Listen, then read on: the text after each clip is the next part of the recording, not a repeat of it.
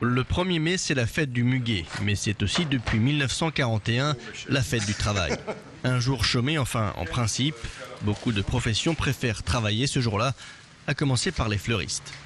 Ça fait 32 ans que je travaille un 1er mai, donc pourquoi pas. Par contre, je respecte aussi les gens qui ne travaillent pas, c'est normal. Pour de nombreux pompistes aussi, le 1er mai est un jour à ne pas manquer. Chaque année, Estelle et son mari sont au rendez-vous. Pour nous, personnellement, c'est très intéressant car on a énormément de clientèle. Le 1er mai, comme tout est fermé quasiment, donc tous les gens viennent chez nous dans la boutique et puis les gens partent beaucoup le 1er mai, donc les gens utilisent beaucoup de carburant.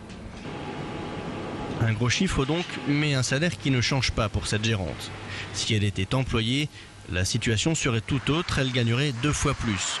À l'image de ce serveur, place du marché Gaillot à Strasbourg. Personnellement parlant, travail privé, on gagne au doublement de salaire ou bien 2 jours de récupération.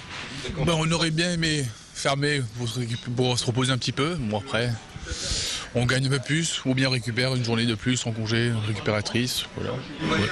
Donc si vous avez le choix, qu'est-ce que vous préférez? Se reposer. Vincent travaille pour un secteur, la restauration, autorisé à fonctionner le 1er mai.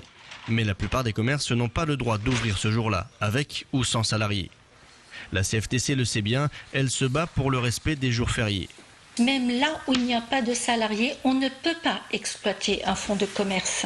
Si on laisse faire un petit peu ces ouvertures à l'arrache, il est clair que d'autres ouvertures vont suivre et à un moment donné, ça va faire boule de neige et on aura beaucoup de mal à faire respecter aussi le droit local. C'est également une chose qui est malsaine par rapport aux commerçants de proximité qui eux sont effectivement respectueux de la législation et qui ne font pas de chiffre d'affaires ce jour-là.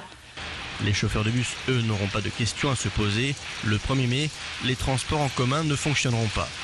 Il y aura bien quelques taxis, mais pas celui-ci. Ce chauffeur a décidé qu'il lirait son journal à la maison.